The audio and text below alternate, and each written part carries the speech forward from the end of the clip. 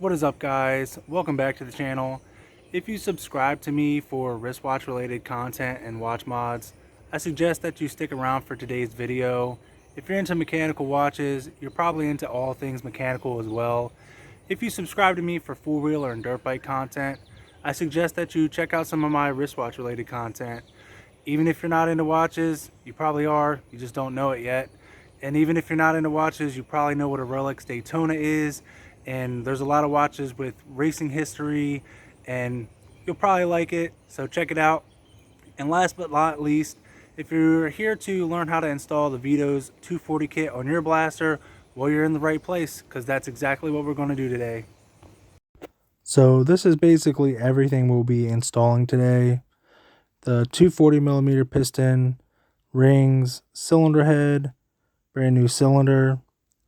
Also have on this side some extra gaskets. This kit does come with more than what you actually need. There's a new crank. And I also did order a heavy duty clutch kit from Vitos to help put some of that extra power to the ground. I have them soaking in Bel-Ray gear oil. I normally like to let them sit for like a day in the gear oil before I install them. So as far as tools, you will definitely need a Dremel.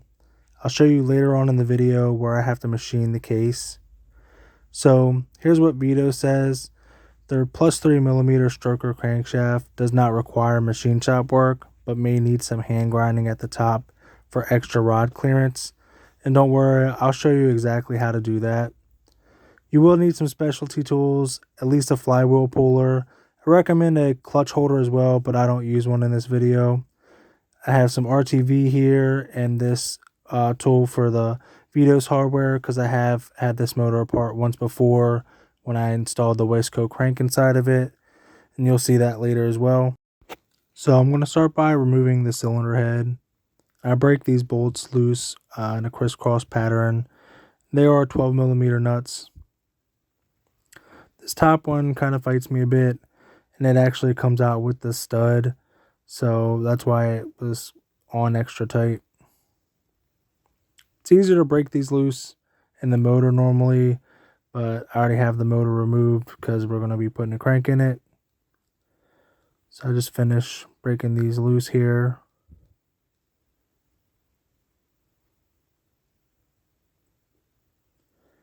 Get them all the way out, and I'm going to remove this top one first. And again, it came out with a stud in it.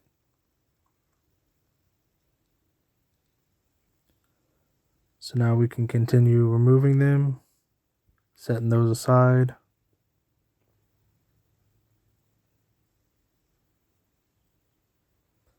Once you have all of them off, you can remove the cylinder head.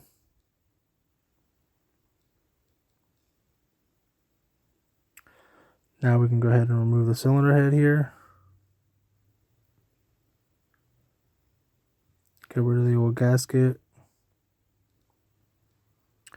And now we can break loose these 12mm nuts at the base of the cylinder.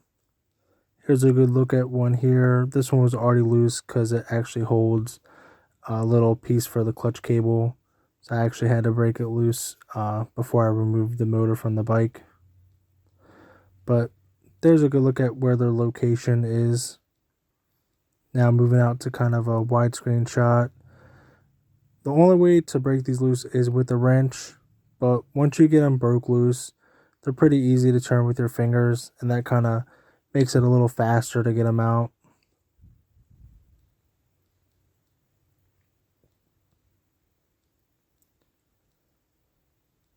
Now we can remove all four of these.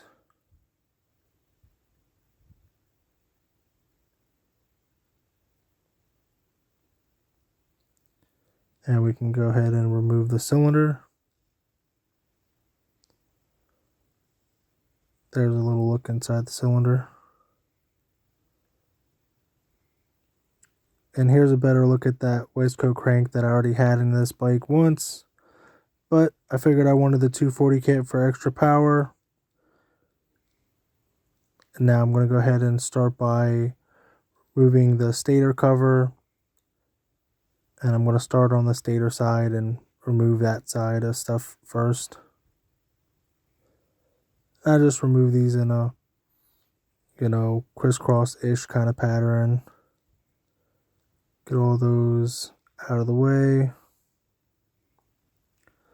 I do like this Vitos Allen key hardware. It's much more nicer than dealing with the standard screws of the stock blaster hardware. Now we can go ahead and remove this 19mm nut off the flywheel. I just use my impact gun for that. I just use my little one for this kind of stuff.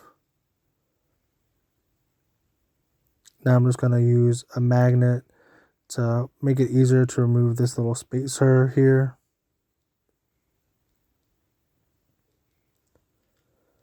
Now we can go ahead and install our flywheel puller. These are reverse thread, so you have to screw them in counterclockwise.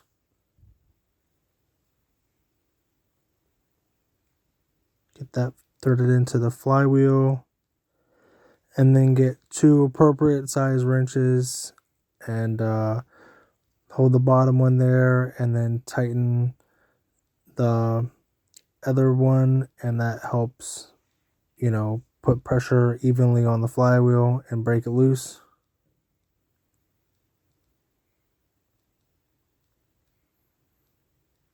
Now we can get the flywheel off.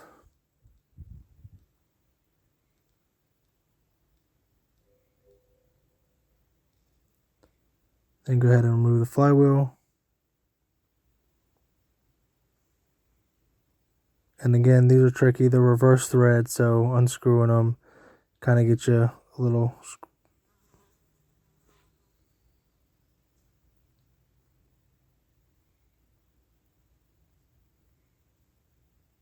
Now I'm going to use a magnet to remove the little keyway here and the crankshaft and put that aside, because the Vitos kit does not come with a new keyway.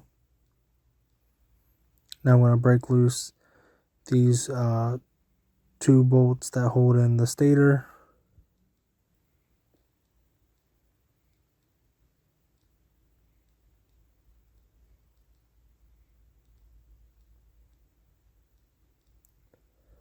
So I replaced these bolts when I put the waistcoat crank in it, because I actually got this blaster blown up and put the waistcoat in it, and then now I've decided I want to do the 240 kit. I've had quite a few blasters, but this is probably the one I've kept the longest, so rebuilt plenty of these.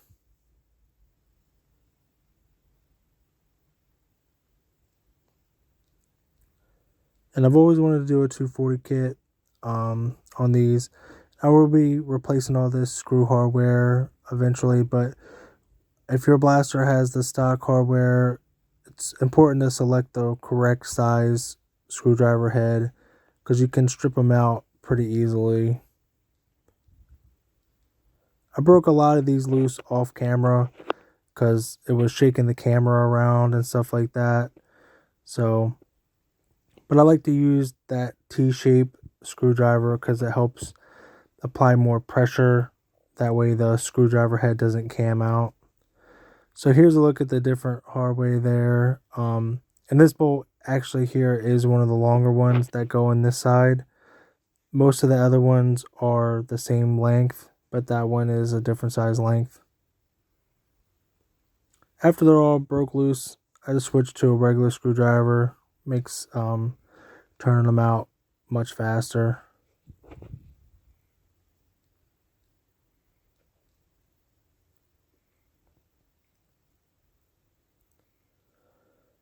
And you can see most of these bolts are medium size length.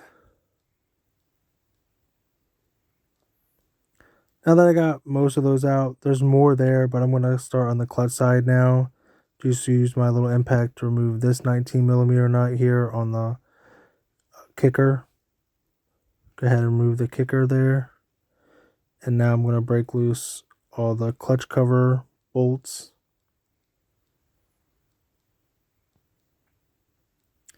And having this Vitos Allen key hardware is so much better than dealing with the screws of the stock blaster hardware, because even removing something like the clutch cover becomes a challenge with some of those screw heads. To get it loose, I just tap it with the backside of a wooden hammer, or you can use a rubber mallet, but I just use the backside because it's wood and it won't really hurt the case or nothing. Then go ahead and kind of pry it loose with your hand. This one needed a little more persuasion with the back end of a hammer, and then it comes right off. And my kicker shaft came off with the clutch cover, so it's in the clutch cover side for now.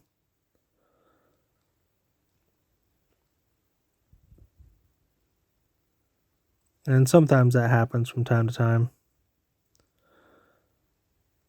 Now you can go ahead and break these bolts loose for the clutch plate.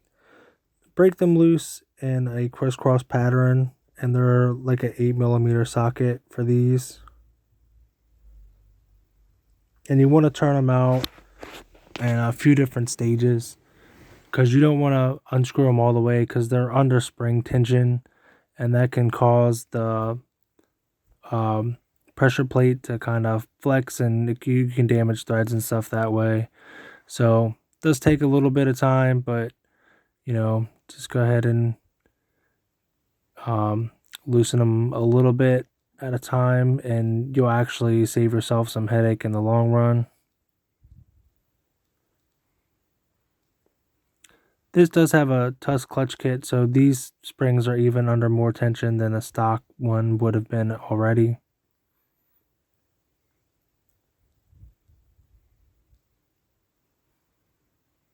And then once they're most of the way out, you can go ahead and finish unscrewing them. You just don't want to unscrew one all the way when they're under, you know, a lot of tension or anything like that. Go ahead and continue in that crisscross star pattern and get those all out of the way there.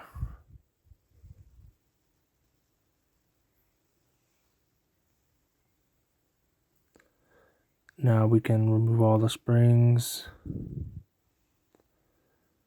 and remove the pressure plate. I'm going to remove it and all the clutch plates at the same time, and I'll be installing a new clutch, and I'll show you how to do that later on in the video as well, step by step. So to remove this, you should have a clutch tool, but I put the sprocket on the gear back there in an 11mm socket, and I spun it until the teeth and the socket locked up against the side of the case,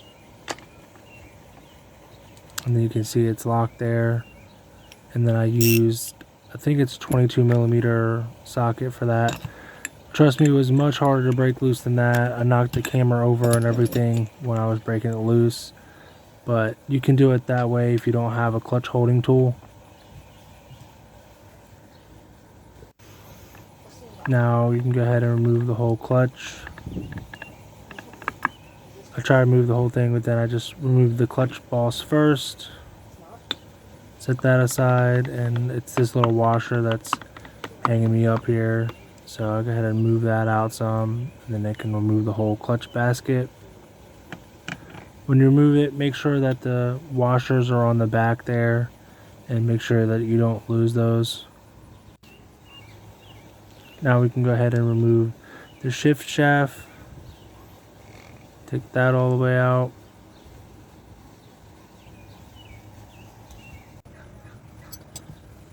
I'm going to continue on with the shift stopper lever is what I think it's called. And these are under tension too. They have a spring on the back there. It's just a 10mm bolt.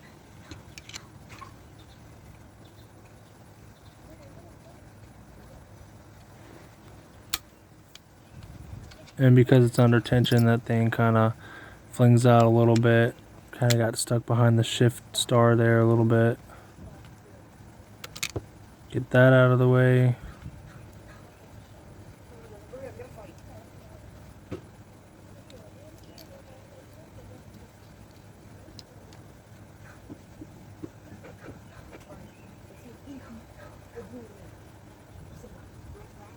Now I'm just gonna remove this little snap ring here with some snap ring pliers for the idler gear.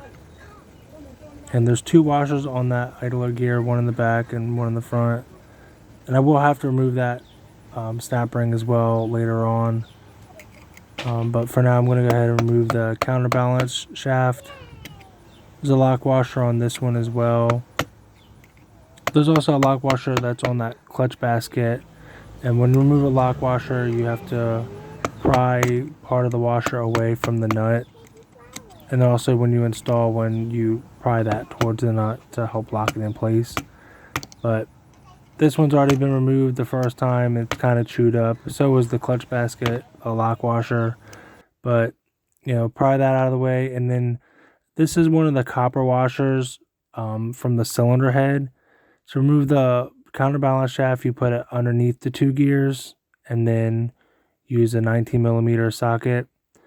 And then for the primary drive gear, you stick a copper washer in the top, and then it's also a 19mm socket as well. Trust me, this thing was on there pretty tight when I removed it. It actually rolled through a whole copper washer. You can see where it went through the gear set there and got chewed up quite a bit. So sometimes you might have to try twice to get that off. Clearly I over tightened that the first time I put the motor back together, which was a while ago, by the way. It was probably about a year or two ago. Now go ahead and remove those two bolts and remove the lock washer from the counterbalance shaft. Go ahead and put its gear to the side. Now I'm going to go ahead and remove this gear for the primary drive, and it's stuck on there quite a bit. Sometimes that happens. Sometimes you gotta try and knock it in and then it'll come right off, but this one's pretty stuck. So I go ahead and use a wrench and I stick it behind there and pry. You want to pry in a few different areas, trying to pry it up even as possible. And then it just pops off. Shouldn't have to pry it, but if you do, it's not too big a deal. And this has like a little burr here on the cranks for some reason. I'm not sure why, but that's what's making these gears a little tough to come off.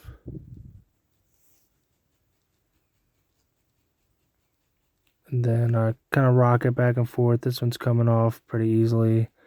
And yeah, there's just a little burr there. Go ahead and remove the keyway. And there is also a keyway on the counterbalance shaft as well. A little tiny one there. I removed that clip already there. And now I'm just removing this retainer for the crankshaft seal. And then I'm going to remove the retainer for this bearing.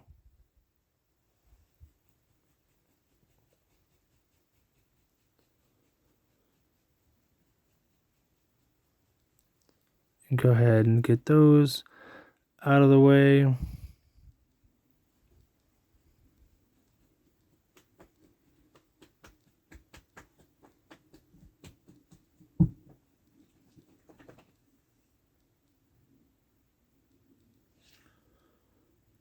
Get those unthreaded and set that aside.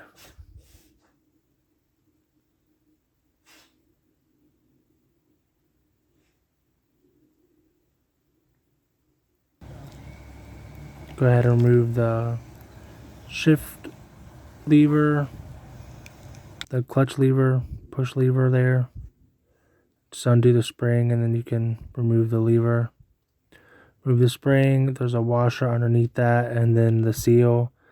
It's pretty dirty, so I'm gonna clean it up a little bit just so no dirt falls down in that bearing or anything like that.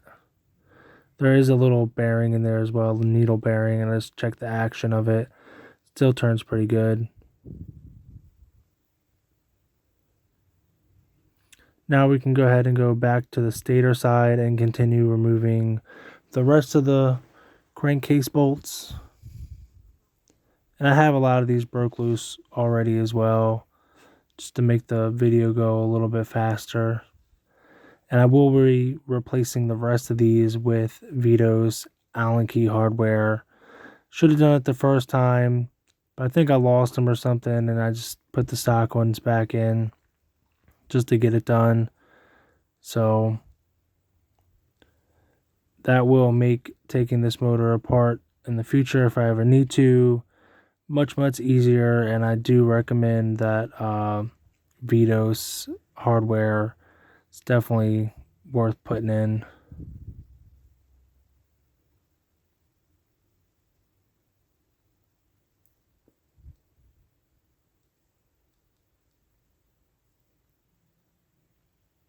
So go ahead and get all those out of the way.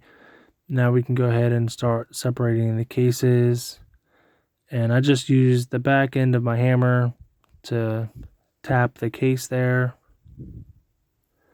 And you want to tap from a few different sides, and try to get the case to come up as evenly as possible. So now I'm going to tap on this side. You can see it's starting to come along there. Give it a few more taps with the back end of the hammer.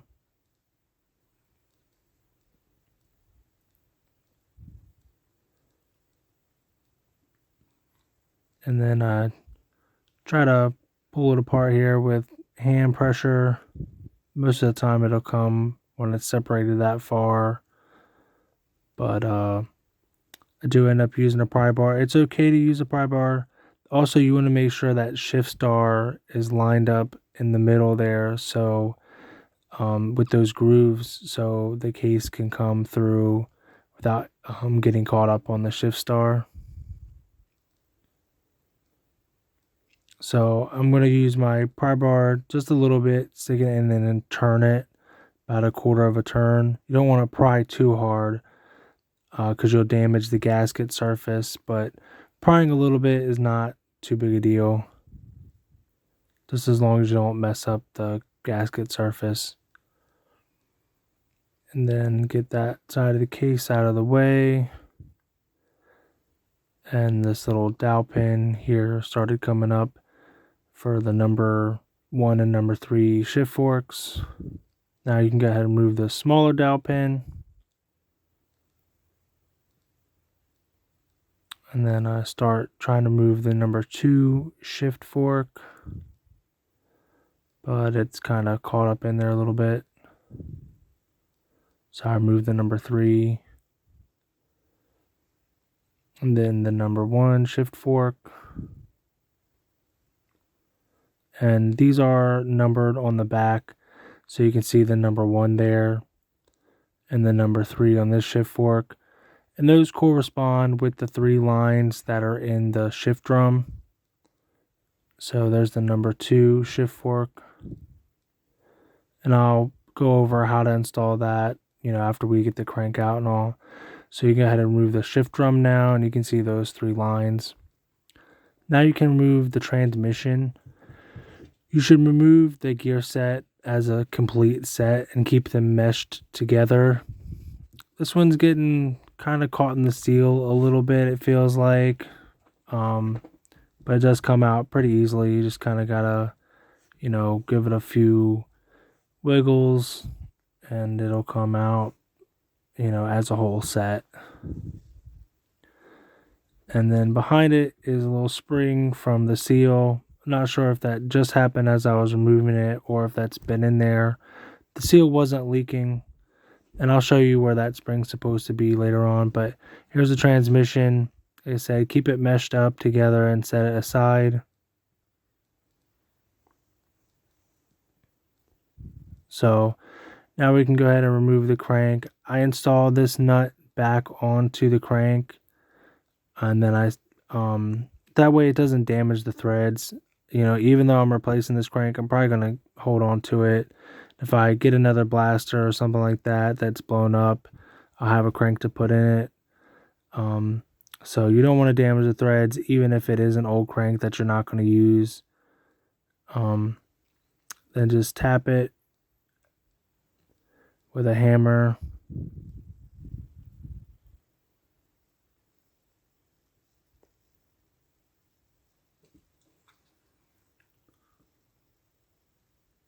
And it needs a little more persuasion here.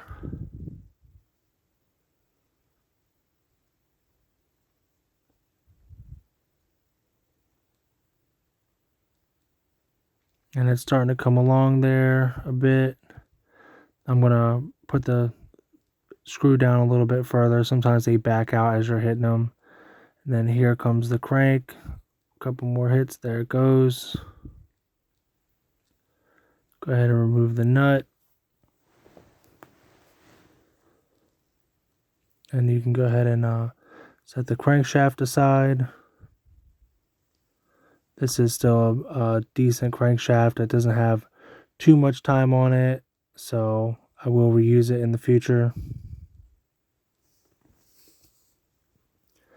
Now I can go ahead and remove these seals. This is that seal that had that spring missing from it, and it goes on this inner lip here is where it's supposed to go and keep tension on the shaft so oil can't get through. It wasn't leaking or anything, so might have been damaged as I was taking it out. Here's the crank seal here, and you can see right here is where that spring's supposed to sit, and like I said, it keeps tension on that inner lip so it can seal up around the shaft that it's sealing. So like I said, I'm not sure when that happened. Hopefully this spring wasn't in that bearing for too long or spinning around in that bearing or anything. I'm going to go ahead and clean up the case. A lot of this is cleaning. I clean more than I show here. After I hit it with a razor blade, I also hit it with some like 1000 grit sandpaper as well. So the cleaner the gasket surface, the better. So always clean all gasket surfaces before applying a new gasket or any kind of sealant. Here's where I Dremel the case here.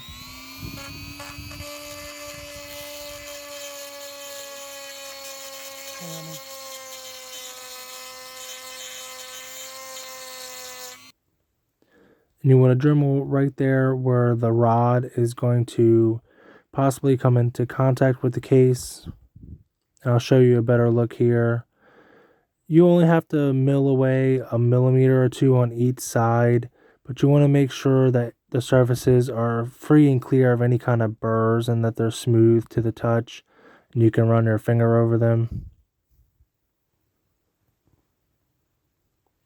So this is where I mocked it up. So I put the new crank in, the piston, the spacer plate, and the gaskets and the cylinder head, and then I mock it up and I run it with my drill to make sure that it's, you know, not knocking or hitting on anything. And here I started up here kind of.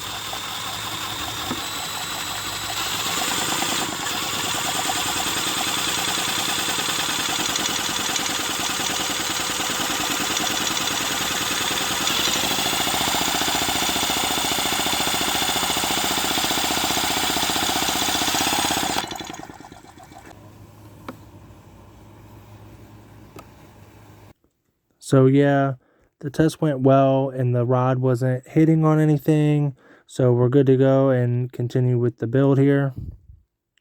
So now I'm going to go ahead and remove the seal on the clutch side of the crankshaft.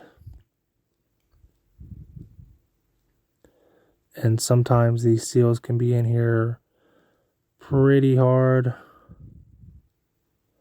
Got to use the big pry bar sometimes. So I got that seal out.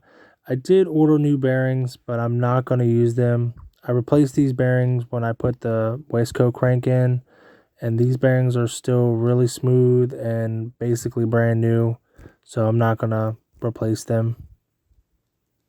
But I am going to replace all the seals, so we'll go ahead and start replacing those. Going to go ahead and replace this crank seal here. You want to pack the inner lip with a decent amount of grease. And this is like a double lip seal or triple lip seal here or something like that. So it looks a little different than the rest of them, but this is the direction that it goes in, like that. So you want to coat the inside really good with grease, and then you want to coat the outside as well, just to make it easier to install.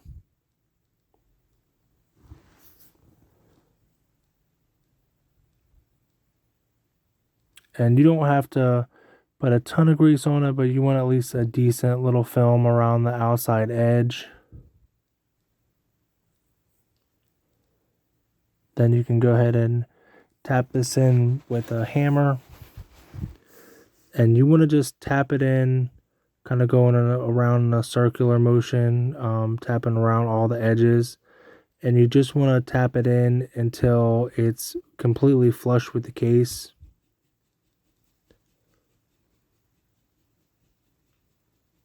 After you're done tapping it in, feel around the edge of the seal with your finger to make sure it's nice and even with the case.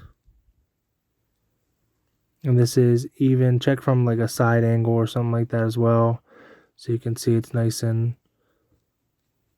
flush in the case. This one needs to go down a little bit further. But then again, yeah, feel it with your finger and check it. Now I can go ahead and install these two seals. And it's the same process for these as well.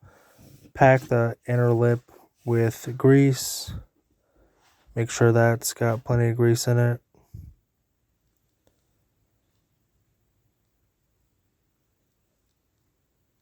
And then for the outside, all you need is a little film of grease. But you want to make sure you go all the way around it.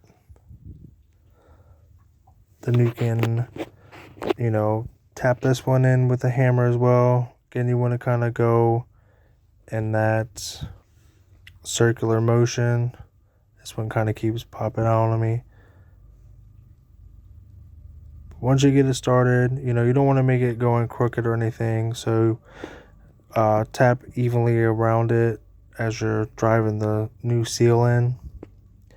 And again, you want to feel around the lip of the seal, around the edge, to make sure that it's sitting even and flush in the case.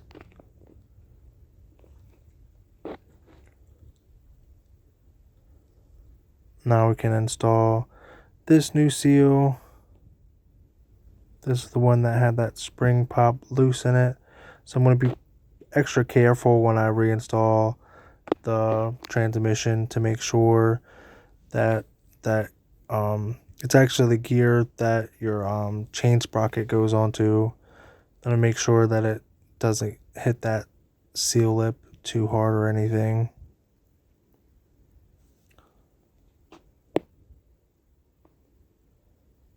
And I actually pushed it in too far there, just with finger pressure, when I was feeling it by accident. So feel around it there, but it's actually in wrong right now.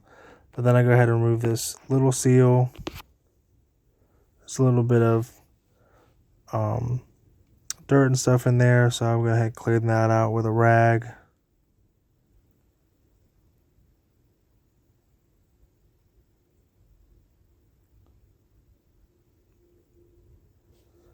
Now I'm going to go ahead and lubricate the inner lip of this seal as well.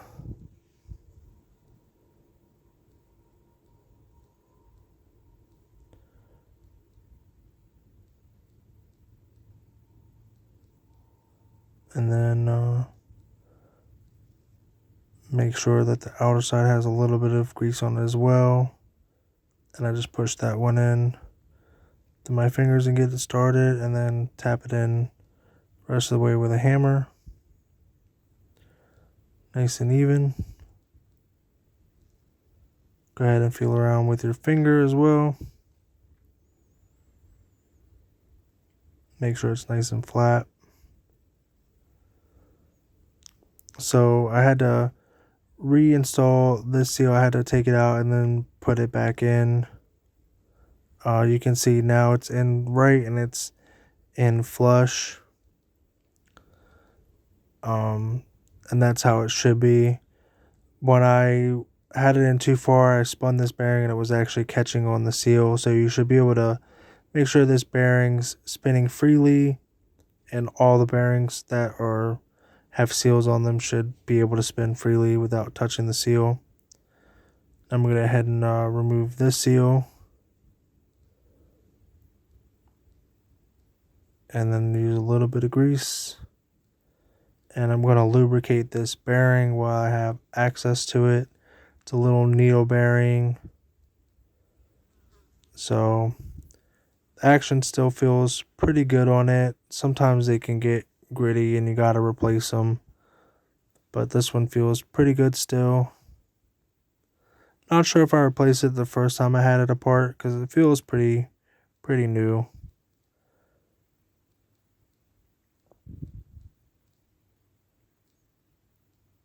Then go ahead and lubricate that seal. And I just press this one in with my fingers. Make sure it's even and flush with the case. And then also make sure the bearing still turns freely.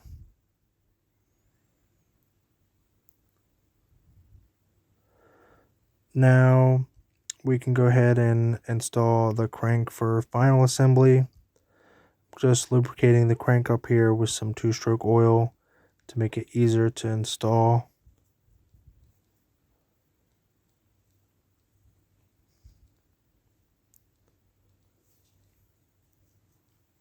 And that long side is the stator side.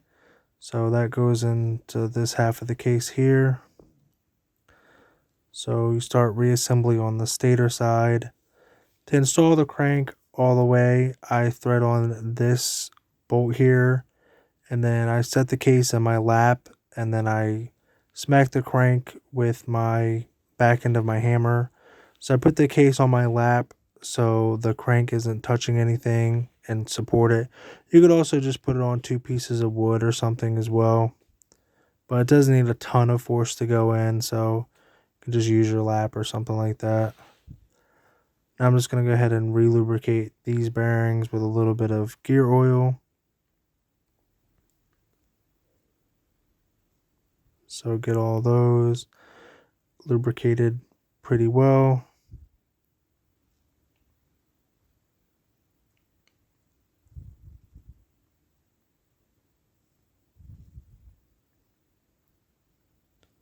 Had to get some more oil there.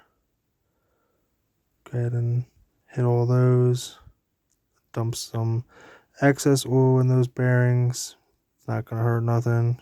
Just make sure they're pretty lubed up. Now I can start installing the counterbalance shaft. The short end goes into that little bearing, and then this end has threads on it and a keyway for that gear that goes on it. Now we can install our transmission set. So leave those meshed up and install them as a single unit kind of deal. I'm being careful not to damage that seal. So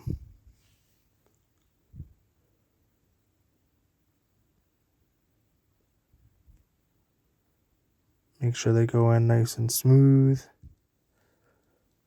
And now I'm checking that back into that seal, make sure it's good. So now we can start reassembling the transmission. That's the number 1 shift fork. And you can not mistake this. Like there's clear smooth spots on the transmission gear set where these go in at. So, you won't install these like in between gears or anything. There's only certain spots where they fit at.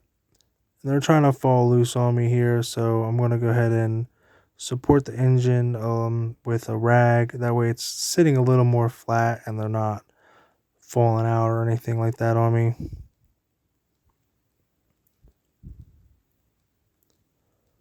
So now you can install the number 2. And again, those numbers correspond to the 3 lines on the shift drum. So you can see the number 2 goes in the middle, or the number 1, goes on the bottom one, and the number 3 goes on the top there. So go ahead and get the shift drum installed. And then spin it around until the number 2 lines up with that middle line or the number 2 line. And then go ahead and install its little dowel pin into place.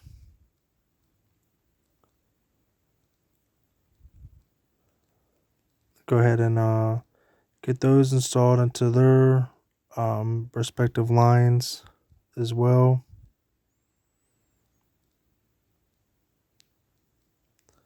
So yeah, the number 3 goes in the top, number 1 goes in the bottom, and then you can install this dowel pin here with that circlip towards the top.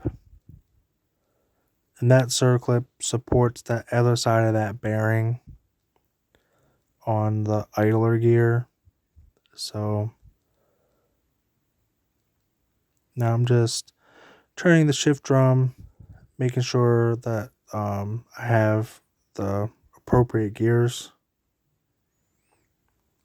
And I'm just rechecking the transmission, making sure I got all my gears and that the shift drum moves like it should. Now is the time to check before you get the cases all the way together.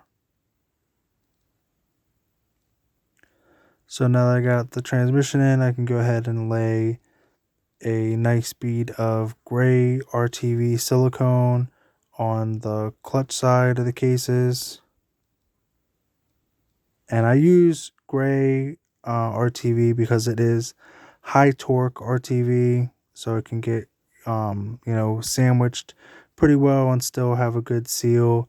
A lot of people say you should definitely use yamaha, but you got to order that online, and this RTV you can just pick up at any Walmart or auto parts store or anything like that. Plus the yamaha is gray anyway, and I have a feeling that it's pretty similar to this gray RTV. Plus I've sealed quite a few cases with this gray RTV. I've never had any problems, never had any leaks or anything like that. So it's still pretty good stuff. And just lay a nice bead there. It doesn't have to be the prettiest, just as long as it seals is the most important thing. So now I'm going to go ahead and lubricate the bearings on this side of the cases. Just pour a little bit of gear oil down in there.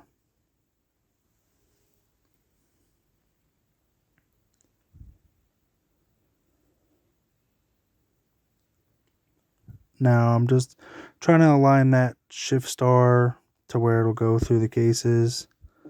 Just taking a best guess at it. Then go ahead and start installing the case. And then I do gotta remove that shift star just a little bit. Go ahead and get it out of the way.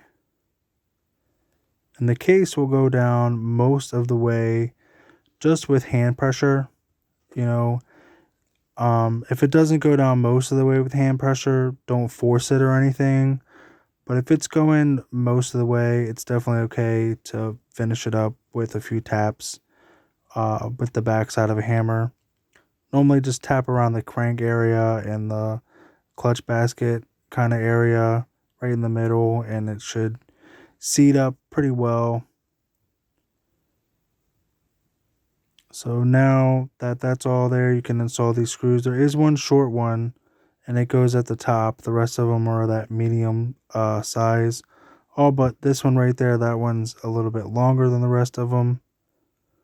So go ahead and get all the other ones installed of the medium size.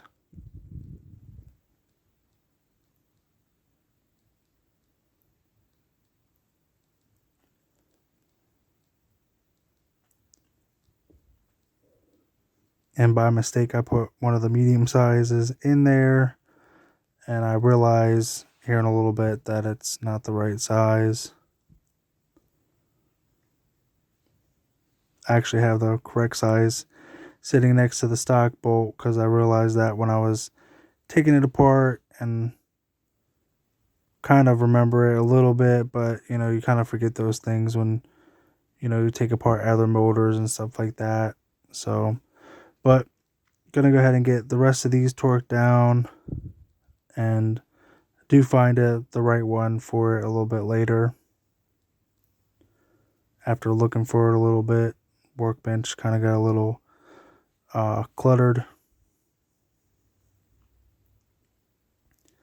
So get all these, kind of snug at first, and then make sure you go back over them and make sure they're torqued down pretty snug.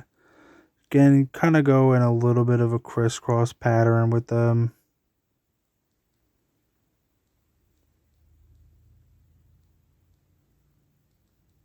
So make sure all those are nice and snug. They don't have to have a ton of torque on them, but they need to be pretty snug. Now I already got the right size bolt in there. I'm going to go ahead and install the stator. The 2 bolts that go in the stator are the longest. They're extra long, and they actually do help hold the case together. So I'm going to go ahead and get those installed as well. And that's going to help apply extra pressure to the case and help, make the RTV seal nice and even.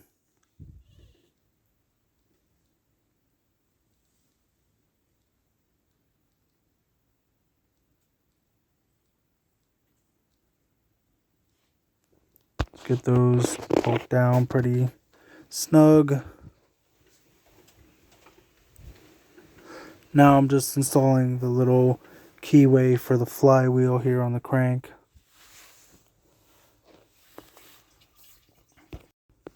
Now can go ahead and install the flywheel. Go ahead and make sure it's sitting all the way down and it's locked into the keyway. Go ahead and install this little spacer here, and it's 19mm nut.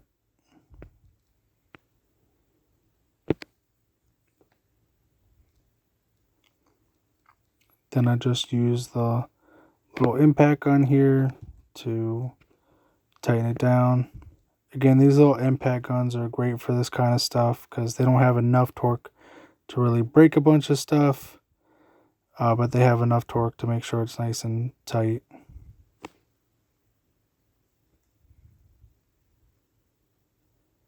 So now we can continue with the clutch side of things. And I'm going to go ahead and start installing the idler gear. This little clip has 2 sides, one shiny and one dark. The dark side goes facing out towards you. Also, that bearing for the idler pulley goes with the words facing out. In fact, most bearings always go with the words facing out towards you. So go ahead and install that little clip, and then make sure it's clipped in and seated all the way. And this idler gear has 2 washers. There's one on the back side. They're the same exact washers, so you don't have to have them in any order or anything. Then install the idler gear and its washer on top. And then you can install this second little clip ring, and it goes in the same way. There's the shiny side on the back, and the dark side is on the outside. And the shiny sides are probably just shiny because they're from wear, but I always like to put them back exactly the same way that they came off. So this also has a little shiny side, and the darker side goes facing out as well. And you want to grease that up pretty good before you install it into the seal there. Now you can install this little keyway for the primary drive gear.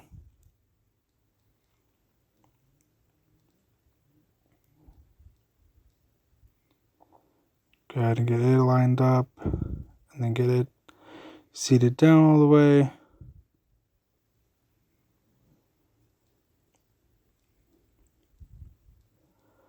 And then you can install this gear here.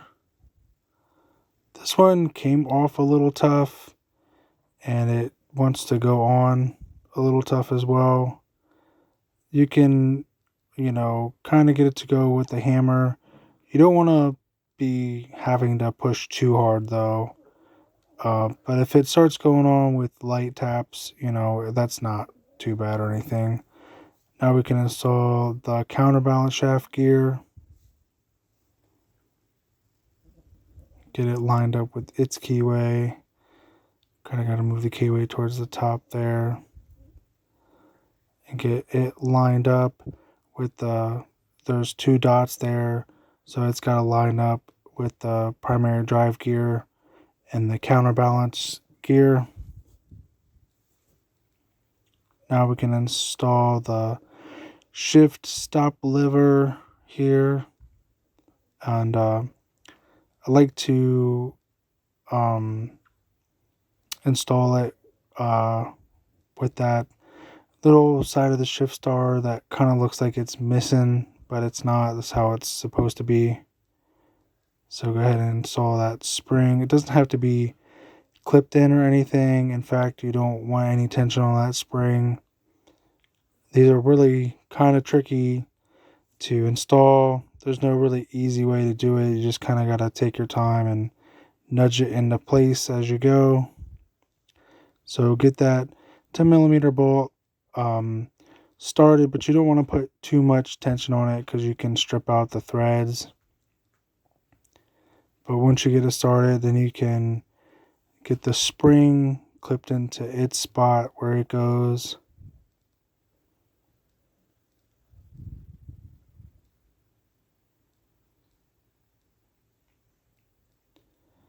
And make sure that it's, gonna be seated up against the case there where it goes. And there it goes finally. Nope. There it goes. Now it's finally clipped in there. Now you can get this little stop lever lined up a little better. Sometimes it doesn't want to go. So you can tighten the bolt down a little bit more, but you really don't want to tighten it too much because things can start binding. But you can see it starts evening out there a little bit onto the shift star. So now it's kind of lined up with the shift ramp there a little bit.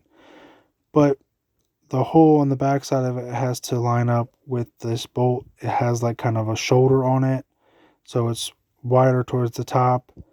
And that hole has to go inside that shoulder so it's seated well. So you just kind of gotta move it around and adjust this bolt in and out until you get it to slip over the shoulder of the bolt. And unfortunately, there's no super easy way to do it. You just kind of gotta take your time and mess with it. Undo it a little bit here and there and tighten it down a little bit here and there until you get it just perfect. I kept all this stuff in the video, that way just sometimes you gotta take your time and not rush it until it's perfect and done right. So eventually it will go. You just kind of gotta mess with it.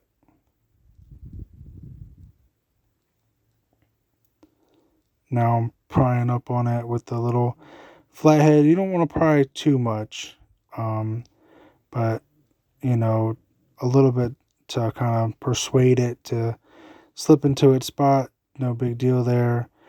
And there I finally got it over the bolt, and now you can see that the bolt is sitting flush up against there, and there's no gap or anything like that. So the stop lever is installed correctly. Now I'm going to go ahead and install this little cap over this bearing here. Get it installed with its 2 screws.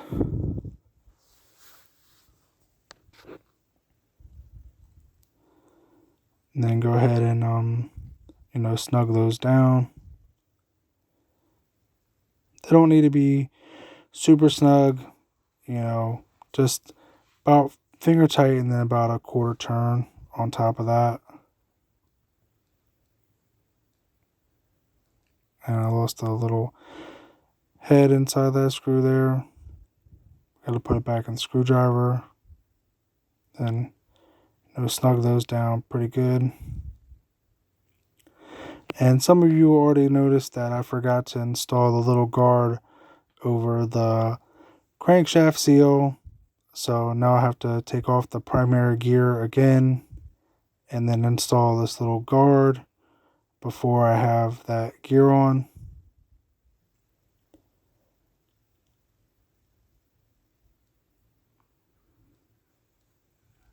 So now I can get that little gear on, that little guard on, get it snug down. And again, these don't have to be super snug, just finger tight and then about a quarter turn.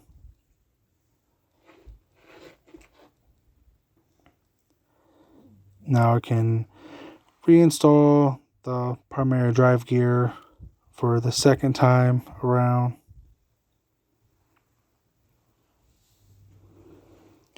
But sometimes that happens when you get ahead of yourself and you just gotta, go back over it and, do it the right way.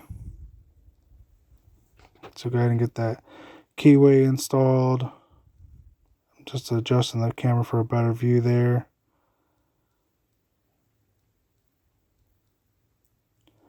Then go ahead and install the primary drive gear.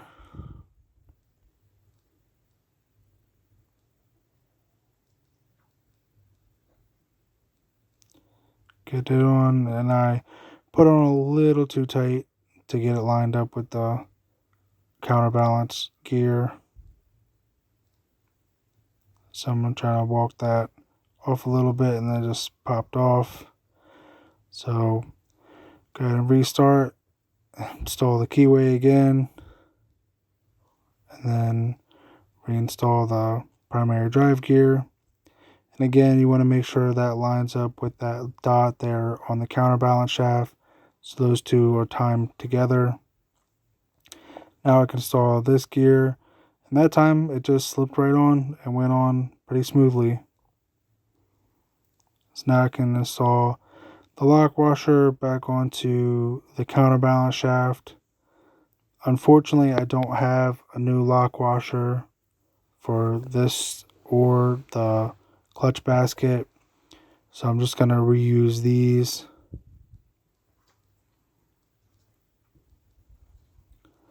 Go ahead and install the 19mm nut there.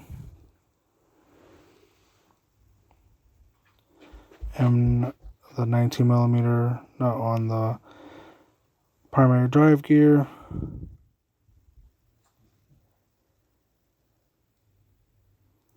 And when you're tightening the primary drive, it's the reverse of when you're loosening it. So to tighten it, you put the copper washer at the bottom. Go ahead and get that nice and snug.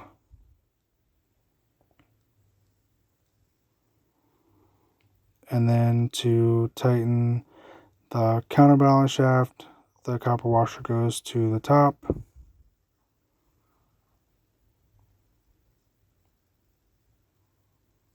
So go ahead and install that. and I'll just hit it with the little impact there. Now we can go ahead and install the shift shaft, and I greased this up pretty good before reinstalling it.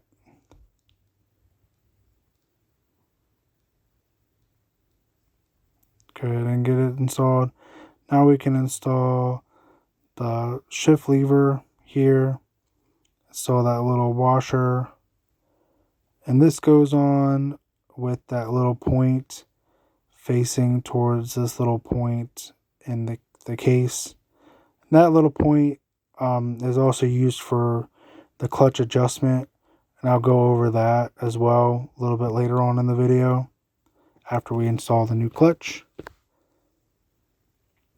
So you got to hook this spring in the back first. So get it hooked in the back, then it'll sit down flush. And then with a flathead screwdriver from the underside, you can go ahead and get on the little hook there and just push it and make sure that it's clipped on the other side, and then, you know, kind of give it, test its action there and make sure the spring's operating like it should.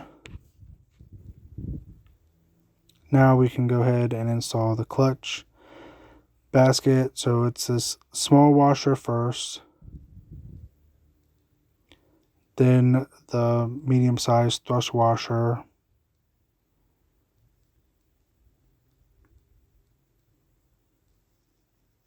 then you can install the clutch basket,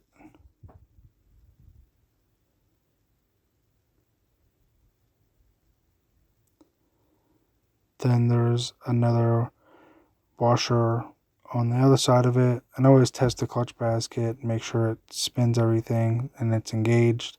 So now you can go ahead and install this little washer here.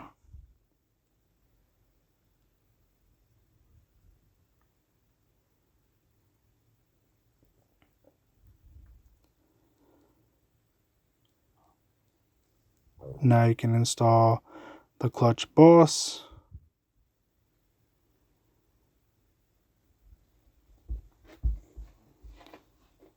And there's my lock washer that's pretty shot, but I don't have a new one.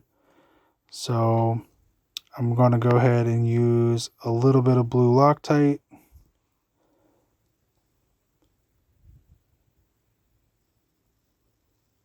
Get that on the nut there.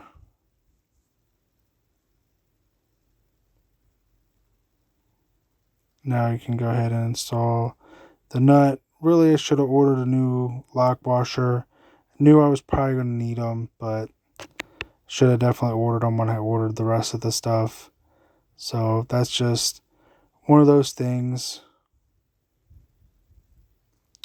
And so this is what I came up to tighten it. There's a little copper washer in between the primary drive gear, and then I got my pry bar here locking the clutch boss and the clutch basket together, and that way I can get a decent amount of torque on it here.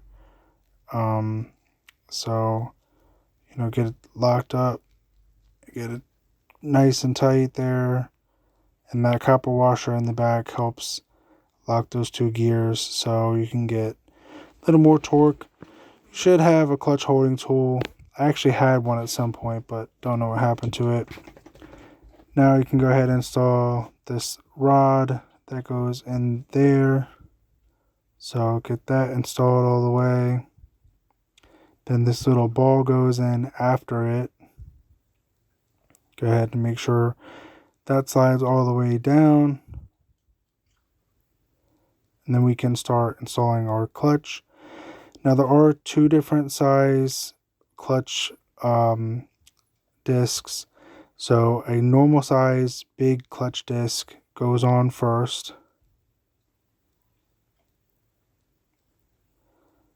Then will be a spacer disc. And I turn the clutch boss with this little dot facing towards 12 because it makes it easier to align all these spacer discs. Plus, when you put the pressure plate back on, you got to align it with that dot. So the first disc goes with this little nub here at 12 o'clock. Then goes this second friction disc. It's the smallest disc, and that one goes on second. Then you can install another spacer plate, and this time the little nub goes at about 2 o'clock.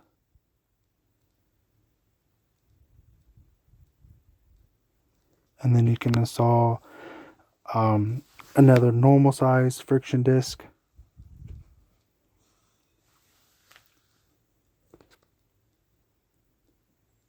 So go ahead and get that installed. And again, I had these soaking for like a day. Then the next spacer disc can go on. This should really go on at about 4 o'clock, but I accidentally put it on about 3 o'clock. It's not that big a deal in the grand scheme of things, just as long as those are spaced out around. Then you can put on another friction disc, and then another spacer plate, this time with the nub going at about 6 o'clock.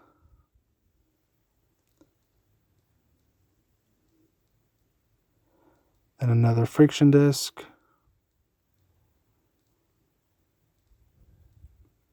Then another spacer plate. This one's going to go on at about 8 o'clock.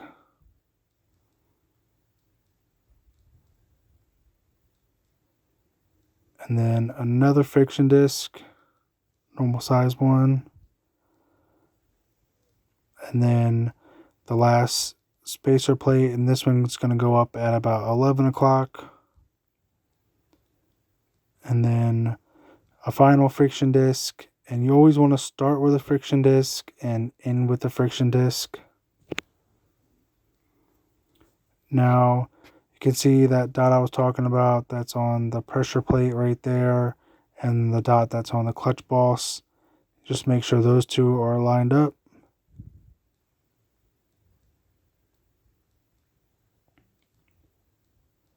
Then go ahead and install the springs. These are pretty heavy duty springs that come in the Vitos clutch kit. So you do have to put a decent amount of pressure on these when you install the bolts back into the pressure plate. So I like to use a screwdriver to do that, because you can put a decent amount of pressure on it and turn it pretty fast at the same time, so you can get the new bolts in. And again, these go in a crisscross kind of star pattern, and you don't want to tighten these all the way up. You just want to get them 4 or 5 threads in. That way they're in far enough to hold a decent amount of pressure, but they're not in too far. That way you're not putting too much uneven pressure on the pressure plate. So go ahead and get all those started, and then go in that crisscross pattern, turning them in, 4 or 5 turns in at a time, nice and evenly. That way, the pressure plate goes on nice and even, and, even pressure all the way around. That way you don't strip out any of these little bolts here. So they're under quite a bit of tension there, and so make sure those are all in. And once you get them pretty tight with the screwdriver, you can go back over them with the 8mm socket and make sure they're all snugged nice down and tight.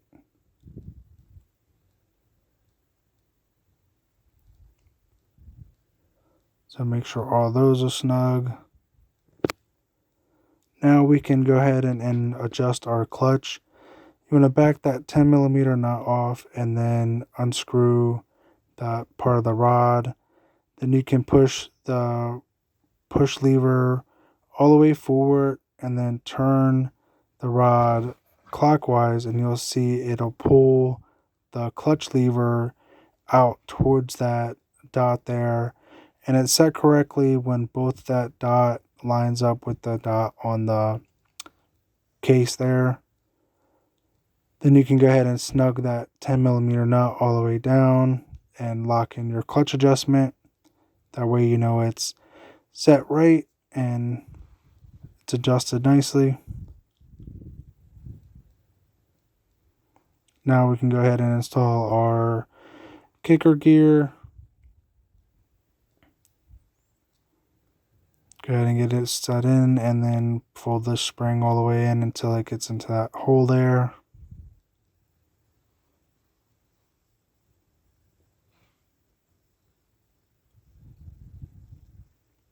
Now we can go ahead and install our new clutch cover gasket. This is a Tusk clutch cover gasket. They're nice quality gaskets.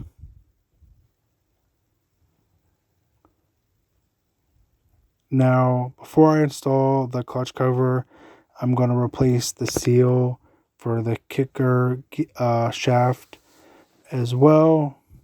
And it's the same process as all the other seals. Go ahead and pack the inner lip with grease. A little bit of grease on the outer edge.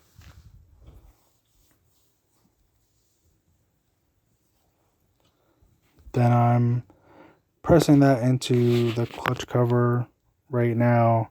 It's a little bit off camera, but you know, it's installed the same way that any seal is. So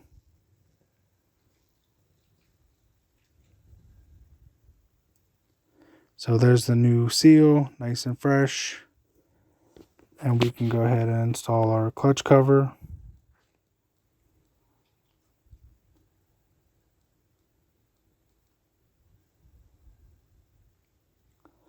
So get that seated down and get all the hardware in there. And again, I tighten these in kind of a crisscross pattern here.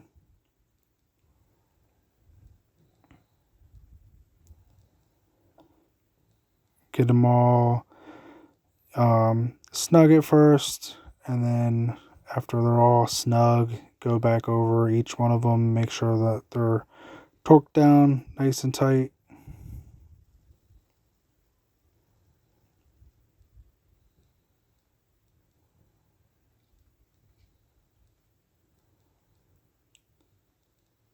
And as you go around, you'll see that some of them are looser than they were the first time, so you want to double check them all.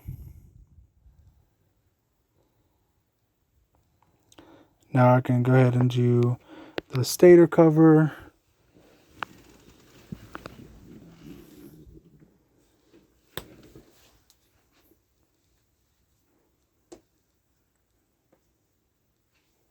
Go ahead and get all those installed.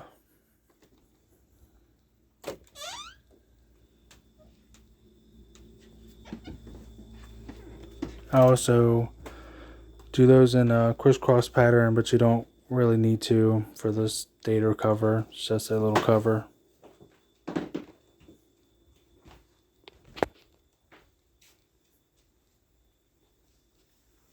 Go ahead and snug all those down. They don't have to be super tight, just, you know, finger tight, and then about a quarter turn.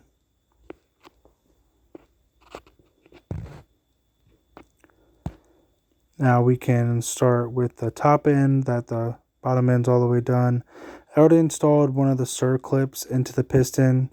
It's easier to do that on the bench. And the piston gets installed with this arrow pointing towards the exhaust and these two holes facing towards the intake. So now I'm going to install the wrist pin bearing, and you want to make sure that this is lubricated pretty nicely. You don't want to be too shy with the lubrication, especially with this bearing, because it's going to see a pretty decent amount of friction even in the first startup. And I'm just using 2-stroke oil, the same oil that I run in the bike. So go ahead and make sure that the inner part of the connecting rod is lubricated as well.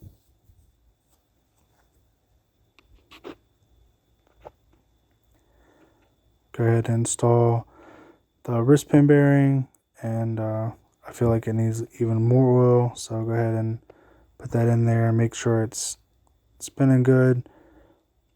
Now we can go ahead and install the piston and actually lubricate the wrist pin as well with a little bit of lube for, you know, ease of installation. So go ahead and put a nice little coating on that.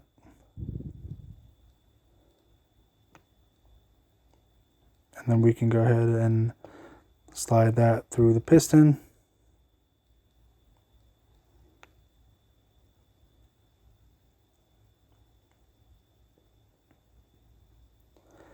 Now we can go ahead and install the final little circlip there. I always stuff a rag down into the crankcase. That way this little clip doesn't find its way down in there somehow. It is under tension and they can fling out, and trust me, for whatever reason, the first place they want to go is into the crank. So you want to have a rag down in there. So I always keep my thumb over one half of it as well to make sure it doesn't fling out and then I lose it. So, because that would be the second worst thing that could happen, is that you just lose it. So get that installed, and I always like to rub my finger over it just to make sure I didn't scratch anything up too bad. So now we can go ahead and install our rings. So both rings are the same, but they are labeled top, and that just refers to the direction that the ring goes in. They're the same rings, so it doesn't matter which one goes on top and which one goes on bottom. But again, they go in this way with the words facing towards you. So go ahead and get that ring all the way on.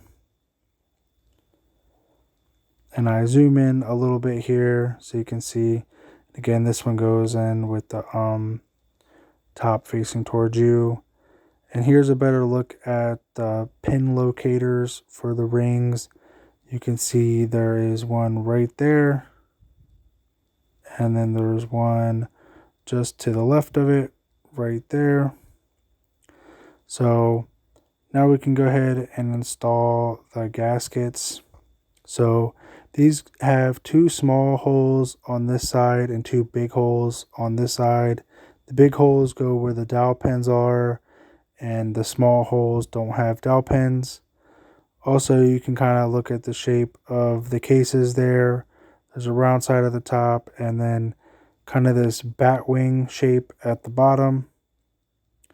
And you'll see that same bat wing shape there on the gasket. Go ahead and install that. Go ahead and install our 3mm spacer plate.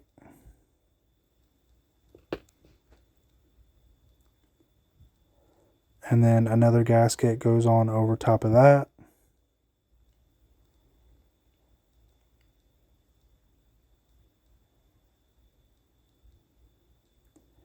And now we can install our cylinder. I did lubricate the inner side of this cylinder with 2-stroke oil, as well as the rings and the piston with 2-stroke oil to make it easier to install. Plus, when you first start the bike up, you don't want anything to have too much friction. You want it to have a nice layer of oil there, so the rings can break in nice and easily. And then after compressing the rings a little bit, just kind of easily slide on the cylinder here. You don't need a ring compression tool or anything like that to get the rings on. You can compress them with your hand. Just take your time. Go ahead and get the cylinder all the way down there. And then I do use my hand to push the kicker shaft down and up. That way I can test the piston is moving freely in the cylinder and the rings aren't getting hung up on anything. So that's good. And you can see that excess oil there as well. Now we can go ahead and install the 4 base gasket nuts. So I install these pretty tight as I can on the bench, all but the one where the clutch cable goes. I snug it down decently, but not too much because it's got to come back off anyway. And then once the motor is back on the bike, then I go over all 4 of them and make sure they're extra snug, as well as the head bolts as well. But now we can go ahead and install our head gasket. It does have an upside. It'll say up. Plus, it goes with this arrow pointing towards the exhaust side. So that's how it goes on. But Vitos does recommend that you use some high temperature silicone around the head gasket. I've never done that on a blaster head gasket before, but Vitos says it, and it's their kit, so I'll take their word for it. And it is going to have quite a bit of extra compression, so gonna go ahead and install that silicone like they say to. So there's a bead on the bottom, and then I'm just gonna run a bead on the top as well.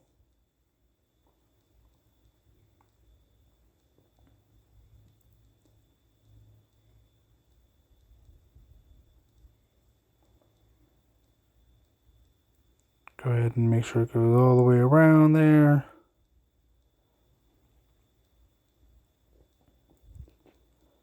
And that's got a nice bead there. And then after that, we can go ahead and slide our cylinder head on.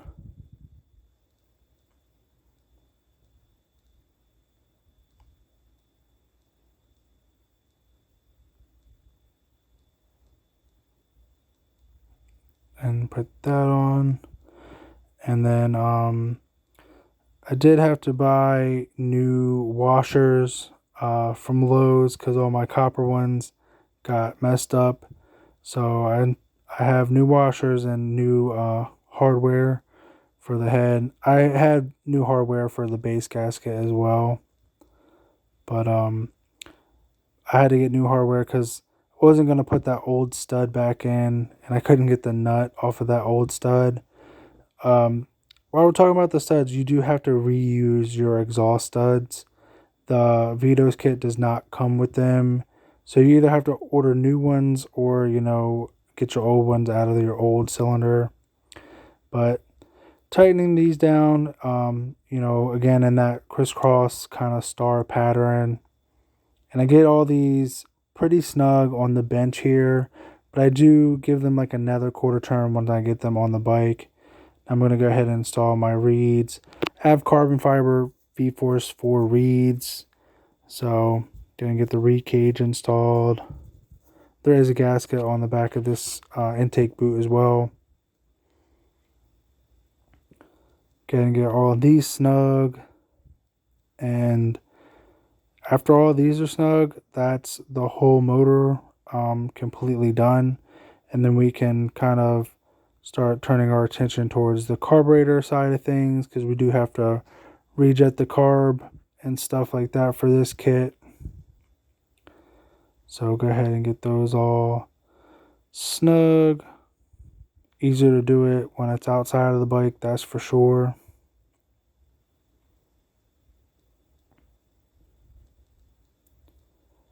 So go ahead and get those snug, and then tighten them up with the ratchet there. And again, they don't have to be super snug, just pretty tight, and then just like a quarter turn, So just go over all of them, make sure. Now we can go ahead and get the slide out. So to get the slide out, you just compress this spring here. And then once it's compressed all the way, you just turn it upside down, and this little clip will fall right out. The only thing that holds the clip in is spring tension. So that little clip will just fall out.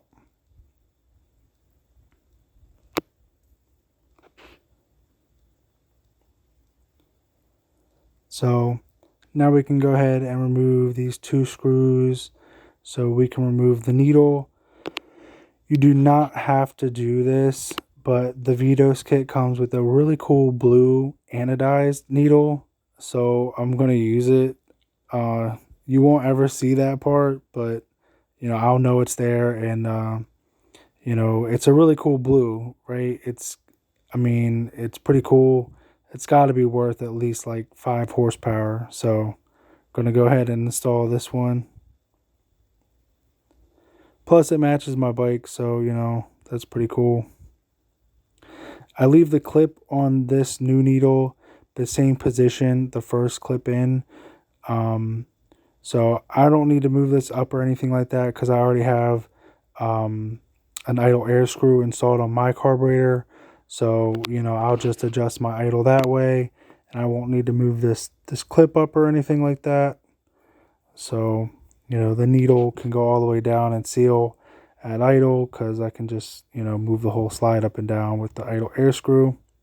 Get that little clip in. It kind of goes in facing the same way as that line is on the carburetor. That's an easy way to remember which way that goes in. So again, that line where the throttle cable goes in will line up with that line on the slide. So gotta get those screws tightened down. And I mean, that looks so cool, right? Had to do it. So installation is pretty easy. Just compress that spring. Go ahead and get the throttle cable installed into the slide. That little groove there just goes right in pretty easily. And then once that's in, you can basically just drop this slide in and spin it until it's lined up with that little groove. It's a little hard to get on camera, but once you get it down in there, that's how it will look.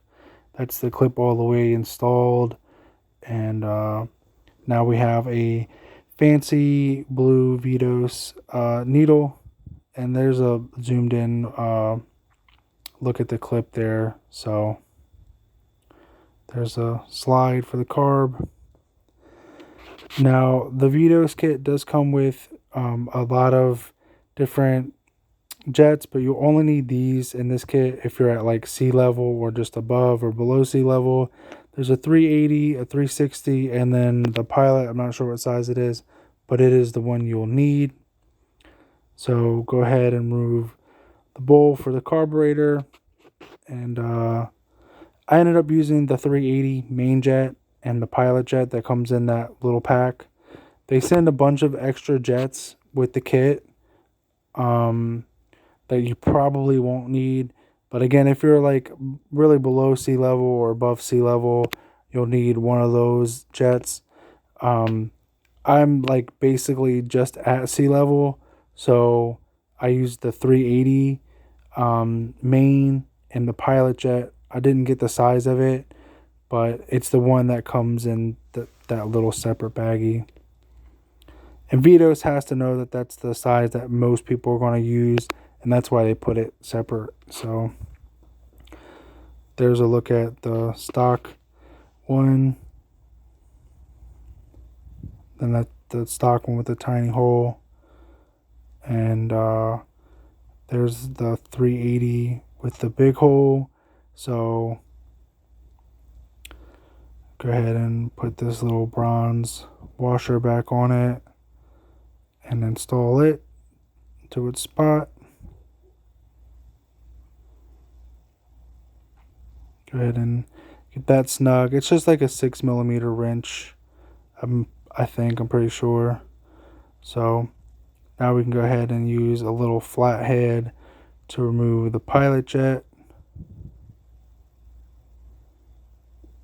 So, and you'll need one of these tiny ones to get in that little hole there. So get it all the way unthreaded, dump it out, and then there's a look at the new Pilot and the old Pilot, and you can definitely see a difference in the Pilot size hole for sure. Go ahead and drop that in, get it turned in nice and snug. There's a look at both jets. You can see through both of them. Go ahead and get your bowl tightened back down.